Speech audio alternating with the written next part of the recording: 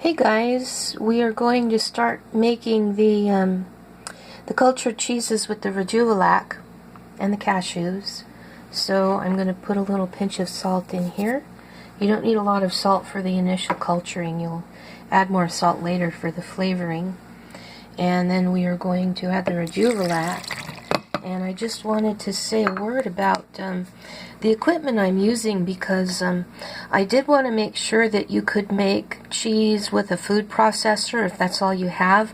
And I made the cream cheese with it, and it worked really well. I mean, you could see how creamy it was. You just have to process it for about 10 minutes.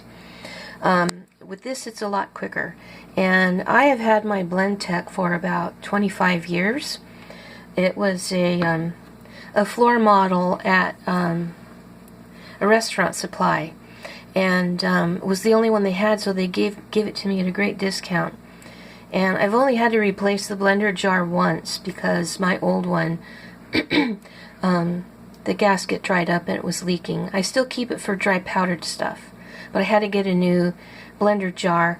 And once I really got into the cheeses, I got this fancy one with the fancy lid here. It's much smaller than the regular size blender jar, and I have to say I have had the opportunity to use a Vitamix too. My stepmom has a Vitamix, and I used it when I was staying with her and my dad after my accident, and this is better.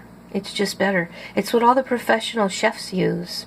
It's what Jamba Juice, I mean, that's why I got it. I was like, I was buying all this, stuff at Jamba Juice, and I was like, well, how can I make these at home?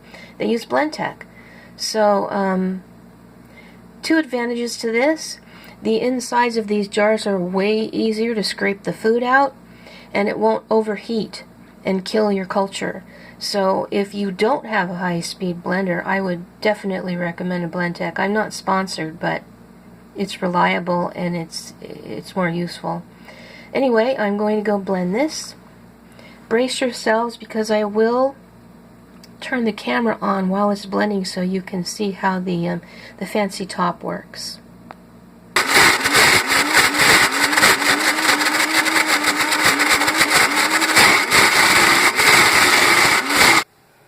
So it only takes a couple of minutes to get it really nice and creamy. So this is your basic cashew cheese. You can let this culture from 1 to 3 days, and then you can use it as is, or it's a base for a lot of the other cheeses we're going to make.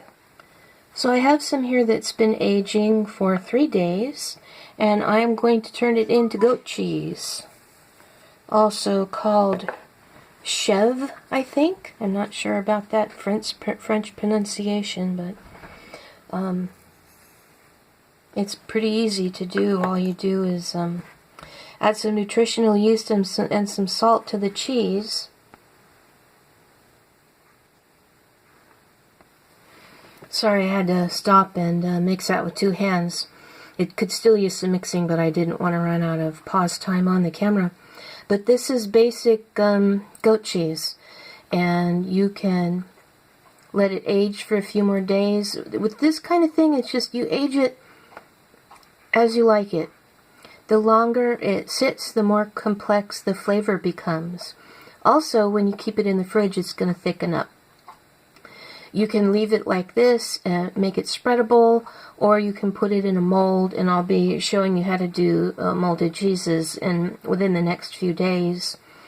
And so that's basically it, the first more complicated cheese, more complex in flavor, not complicated in ingredients. I mean, it's really interesting how the flavor develops in this from such simple ingredients. It's all due to the culturing. So I will link to yesterday's video in the description, link to the Vegudairy playlist, link to the recipe on my blog, and thank you for watching. I'll see you later, guys. Oh, I should remind you, because I did put a comment in the shopping list, but I forgot to mention that you're also going to need some agar-agar or carrageenan powder, and some tapioca starch. Maybe some potato starch too. It wouldn't hurt to have some. Anyway, I'll talk to you later, guys.